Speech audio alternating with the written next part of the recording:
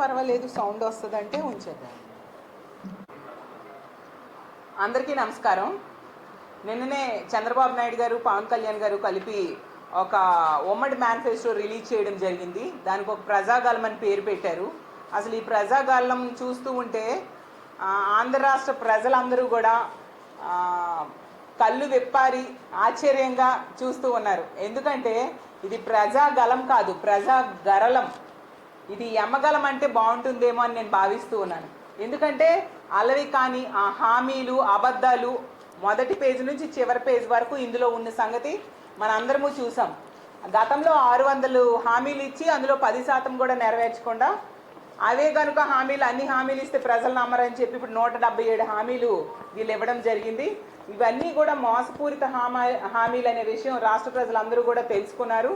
ఎందుకంటే గతంలో ఇచ్చిన హామీలు అన్నీ కూడా తొంగలో తొక్కిన వ్యక్తి చంద్రబాబు నాయుడు గారు. నిజం చెప్పాలంటే మోసానికి ప్యాంటు షర్ట్ వేస్తే అది చంద్రబాబు నాయుడు గారిలా ఉంటుందనేసి రాష్ట్ర ప్రజలందరూ అనుకుంటూ ఉన్న పరిస్థితి. అబద్ధం చెప్పదు, చంద్రబాబు నాయుడు నిజం చెప్పడు అనేది ఒక నానుడు అయిపోయింది ఈ రాష్ట్రంలో. మైసూర్ బజ్జీలో మైసూర్ ఎలా ఉండదో చంద్రబాబు నాయుడు మేనిఫెస్టో ఎన్నికలు అయ్యాక వెబ్సైట్లో ఉండదు అనే విషయం అందరికీ తెలుసు. ఈరోజు తీసుకుంటే చంద్రబాబు నాయుడు 600 పైగా హామీలు ఇచ్చి ఏ ఒక్కటి నెరవేర్చని మోసగాడైతే జగనన్న 99% హామీలు నెరవేర్చిన మొనగాడుగా ఈరోజు నిలిచారు.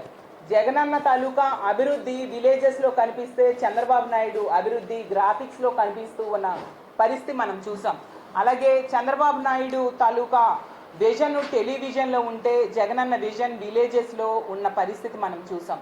జగనన్నవి గ్లోబల్ ఆలోచనలు, చంద్రబాబు నాయుడు గ్లోబల్ ఆలోచనలు అయితే జగనన్నవి నోబెల్ ఆలోచనలు. అందుకే ఈ రాష్ట్ర ప్రజలందరూ కూడా మనం తీసుకుంటే మా నమ్మకం నువ్వే జగన్, మా భవిష్యత్తు నువ్వే జగన్ అనే పరిస్థితి ఈ రాష్ట్రంలో కనిపిస్తూ ఉంది. గతంలో 2014లో ఇదే కూటమి రైతు రుణమాఫీ అని 87,600 కోట్లు ఇస్తామని అనౌన్స్ చేసి అధికారంలోకి వచ్చి రైతులకి నట్టేట ముంచితే ఈరోజు 20,000 ఇస్తాను ప్రతి సంవత్సరం అంటే ఏ రైతు నమ్ముతారు చెప్పండి. అలాగే 14,200 కోట్లు గతంలో ఇస్తానని చెప్పి ఆ డ్వాక్రా మహిళలకి నెట్ట నిలువుగా మోసం చేసి ఈరోజేమో 1,500 ఇస్తాను ప్రతి నెల, లేదంటే 0 వడ్డీ ఇస్తాను. 2016లో ఇదే చంద్రబాబు నాయుడు గారు 0 వడ్డీ పథకాన్ని ఎత్తేసారు కదా. మళ్ళీ ఇప్పుడు ఇస్తానంటే ఏ మహిళలు నమ్ముతారు? గతంలో చెప్పారు ఇంటికి ఒక ఉద్యోగం లేదా నిరుద్యోగ భృతి ఇస్తానని చెప్పి, అది ఇవ్వని పరిస్థితి మనం చూసాం. 2,000 రూపాయలు నిరుద్యోగ భృతి ఇస్తానని చెప్పి ఇవ్వకుండా మోసం చేసి ఈరోజేమో 5 సంవత్సరాల్లో 20 లక్షల ఉద్యోగాలు అనేసి యువతను మభ్య పెట్టడానికి ట్రై చేస్తూ ఉన్నారు. గతం ఈ 5 ఏళ్ల పాలనలో కేవలం ఇచ్చిన ఎన్ని ఉద్యోగాలు? 32,000 ఉద్యోగాలు కేవలం అవే ఇచ్చారు. జగనన్న ముఖ్యమంత్రి అయ్యాక 2,14,000 శాశ్వత ఉద్యోగాలు, కాంట్రాక్ట్ అవుట్సోర్సింగ్ కలిపి తీసుకుంటే 6,35,000 ఉద్యోగాలు ఇవ్వడం జరిగింది. అసలు మేనిఫెస్టోనే వెబ్సైట్లోంచి తీసేసిన వ్యక్తి మీరు. గర్భిణీ స్త్రీలకేమో 10,000 ఇస్తానన్నారు, ఏ ఒక్క మహిళకైనా ఇచ్చారా? అలాగే ఆడపిల్ల పుడితే 25,000 అకౌంట్లో వేస్తానని చెప్పారు, ఏ ఒక్క మహిళకైనా వేశారా అని నేను అడుగుతూ ఉన్నాను. అసలు మీవన్నీ అబద్ధపు హామీలు, దగా మేనిఫెస్టో అని భావించడం వల్లే మోడీ గారు నేను షూరిటీ ఇవ్వను మీ గ్యారంటీలకి అని చెప్పి దూరంగా ఉన్న పరిస్థితి నిన్న మనం చూసాం. అంత మోసపూరిత హామీల్ని వాళ్ళ కూటమిలో సభ్యులే నమ్మని పరిస్థితి, వాళ్ళ వదినైన పురంధరేశ్వరి గారు కూడా నమ్మని పరిస్థితి. ఇంకా రాష్ట్ర ప్రజలు ఏం నమ్ముతారు చెప్పండి?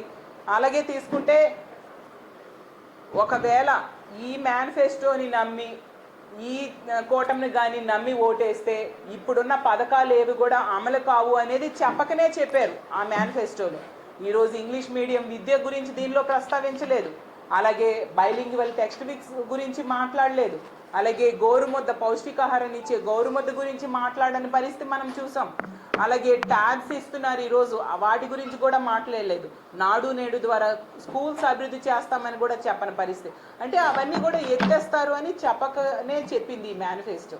అలాగే బీసీ ఎస్సీ ఎస్టీ మైనారిటీలకు ఒకటే చెప్తున్నాను, మీరు కనుక ఈ కూటమికి ఓటేస్తే ఇప్పుడున్న ఆరోగ్యశ్రీ ఇప్పుడు ఎంతో బాగా మెరుగులు దిద్దారు జగనన్న, అవన్నీ కూడా సరిగ్గా కొనసాగు అనే విషయం అర్థం చేసుకోవాలి.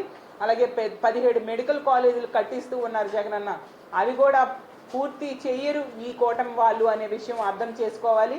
ఇప్పుడు ఈ సురక్ష కూడా, ఆరోగ్య సురక్ష కూడా కొనసాగదు అనే విషయం అర్థం చేసుకోవాలి. ఎందుకంటే అవి